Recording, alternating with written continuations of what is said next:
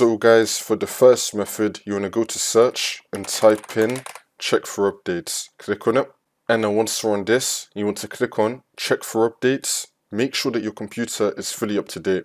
For the next method, you want to go to search and type in services. Click on it. And then once you're on this, you want to click on any service one time and then click on W on your keyboard. Now you want to find Windows Audio. Double click on it. Make sure that you have the startup type on automatic and then click on start, which will now make the server status running, and then click on OK. And now you want to click on restart. You want to restart the Windows Audio service. See if that works. For the next method, you want to go to search and type in device manager. Click on it. And then once you're on this, you want to expand audio inputs and outputs. If you see your audio device in this list, make sure that it's been enabled. So if you do see it, then you want to right click on it. If it gives you the option to enable it, you want to click on enable. Also, you want to expand sound, video and game controllers. It's going to be saying for you most likely either high definition audio device or it might say Realtek R audio.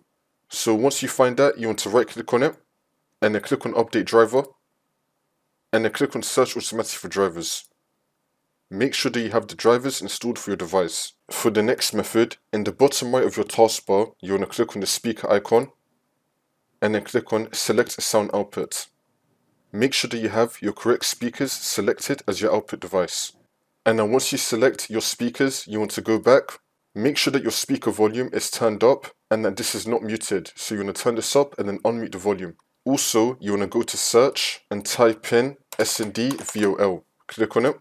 Make sure that the application that you want to use has not been muted and that you have this turned up. For the next method, you want to go to search and type in troubleshoot settings. Click on it.